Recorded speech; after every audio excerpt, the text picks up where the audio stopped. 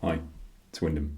I was having a conversation with a friend of mine last week, and it came up. I asked him what he was looking to do, and he said, "You know what? I just want a nice life."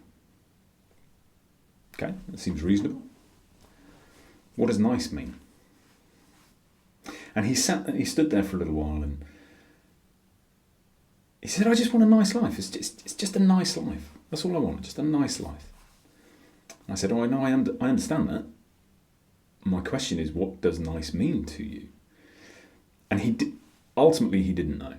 And we got into this. He was saying, "Oh, it's just semantics." Yeah, it is, because semantics is understanding of language. And if he is seeking a nice life without any definition of what that means, how can he intentionally pursue the actions that are going to create it? It's just this amorphous, superficial word we use in lieu of a deeper understanding of what it is we're trying to create. And it's the same with terms like happy and unhappy.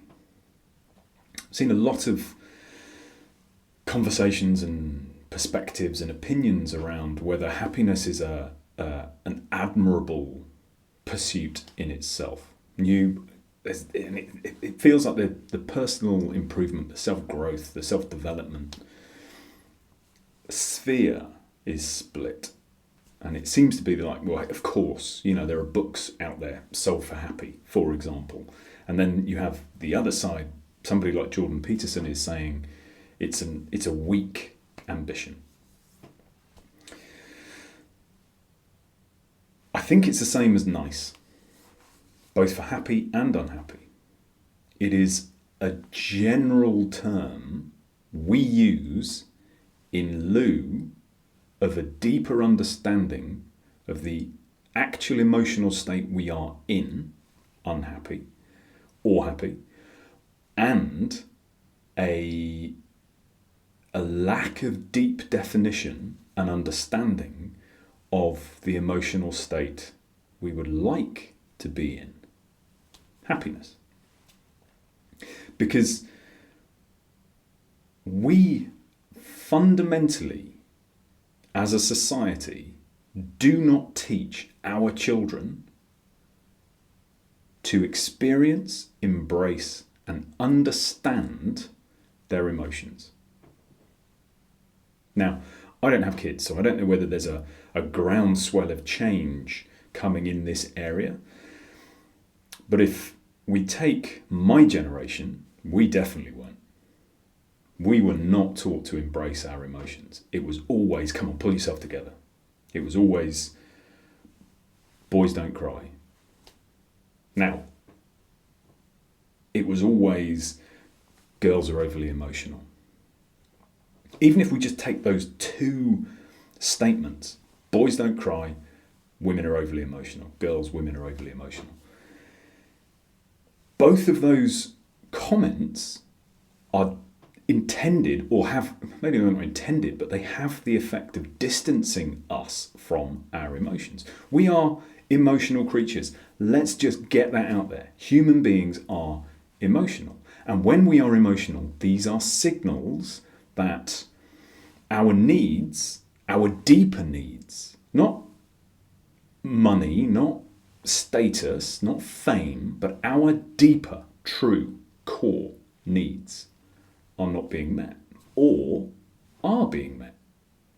Because when we use the term happy, well, what do we really mean? Can we sit in the moment and go, actually, I'm feeling really happy? Well, what are you feeling? Are you feeling gratitude? Are you feeling joy, excitement, contentment, peace? All of those emotions, if we cannot define them, if we cannot identify them within ourselves, broad stroke, yeah, I'm feeling pretty happy. But if we can get more granular,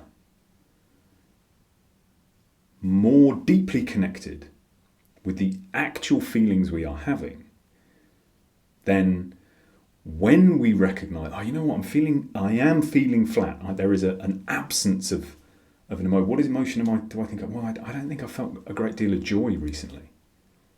Okay, well, what brings you joy? And then go and do that. Because it isn't a general sense of happiness that we're looking for, I don't believe. They are specific components that come together that generate this overall sense of happiness. And if we can get connected with those, we can be intentional in how we live our lives. Similarly, before we get to that creating what we want, we experience what we don't want. But when we're feeling down, you know what, I don't feel very good. Just generally a little bit unhappy, I think. Broad stroke term. And until we can interrogate that sense of unhappiness to understand what it's caused by, then how can we take intentional action to resolve it? Because are we unhappy or are we experiencing grief? Are we unhappy or are we experiencing loneliness? Are we unhappy or are we depressed? Because each of those deeper emotions have actions we can take to address them. And it isn't push them down, ignore them. Because they don't go away. Your emotions will be felt. They will. At some point, you will no longer be able to suppress them. I had another conversation with somebody very close to me, somebody I love an indefinable amount. And we were talking, and they said, I don't know what to do about it. My emotions are like here all the time. I don't know what to do about it. The slightest thing can have that feeling of tears pricking my eyes. I don't know what to do about it. And it just reminded me of me. My emotions are here all of the time. Every single minute. My emotions are just there. And it took me a long time to figure out what was going on, because I'd had 3 distinct moments in my life where I was completely incapable of controlling them. They just flooded out. And it took me a while to figure out what was going on, but essentially what has happened for me and this person who I love very dearly is we were never taught to embrace, understand, and deal with our emotions. We just weren't. None of them.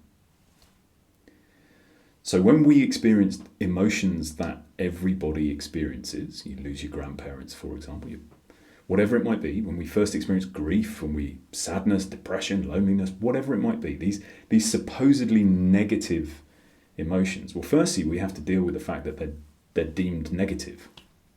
They're not. They're just a natural part of being a human being, and they are telling us something. And if we can learn to tune into them, we can learn something. But as kids, we're not taught that. We're taught to suppress our emotions, to ignore them, to only look for the positive. So when we do that, the emotions still happen. We just ignore them. But they don't go away. They just get pushed down. And emotions will sit there and sit there and sit there.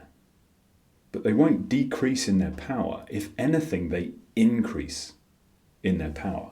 And eventually there comes a point when we can't resist them. We can't suppress them anymore. It's almost like we've built this dam. And for decades, that might be a perfectly effective way of holding back this wave of emotion. But at some point, the pressure of the emotions is greater than the strength of the dam. And we'll have one moment where we can't control them anymore. And from that point on, they're here. It's almost as if the pressure has got so great that there are these spider web of cracks in the dam. There's just a moment where it goes, and it doesn't destroy the dam, but it weakens it to the point where it's always just here. And that is entirely normal. It's not very healthy. And by not very healthy, I mean the way we have got to this point is not very healthy. But the only way to deal with it is sit with our emotions. And to begin with, it will feel like the first time somebody hears an orchestra playing. I don't know whether you get 100-piece orchestras, but let's say a 100-piece orchestra. The noise, the sound coming at you, if you have never sat in front of a 100-piece orchestra, if you've never been taught the different sections within an orchestra, if you've never been explained that a violin makes this sound, an oboe makes that sound, xylophone makes this sound, if you've never been taught that, you cannot discern the sound coming towards you. It's exactly the same if you've never been taught to sit with your emotions. There's just a wave of emotion coming at you that you are too inexperienced at the moment, we all are, to specifically identify, this is grief, this is loneliness, this is disappointment, this is regret, this is frustration.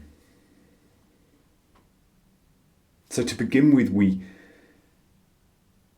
benefit from accepting this is all just going to come at us.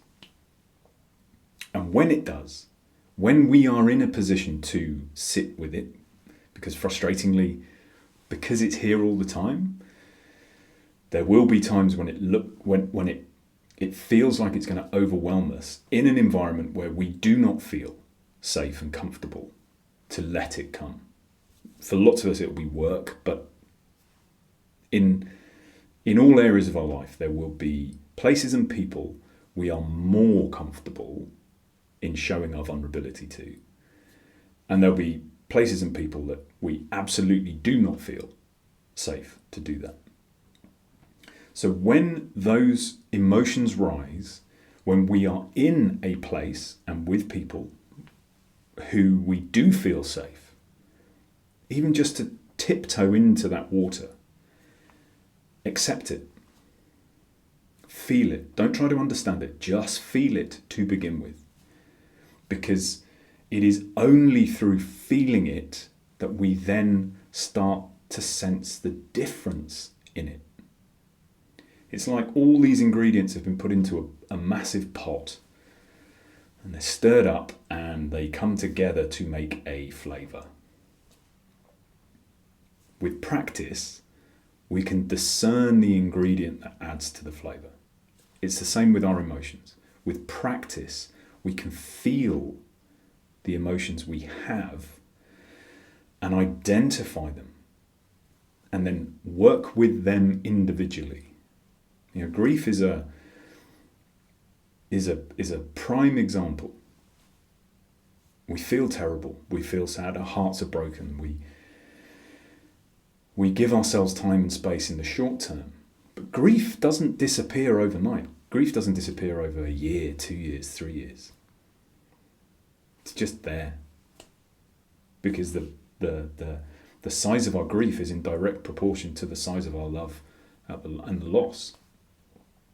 But being able to sit with our emotions and feel them without judgment, without applying an intellectual exercise to understand them in the first instance, is the path to being able to see the wood from the trees, being able to discern the difference in our emotions, and then dealing with them directly.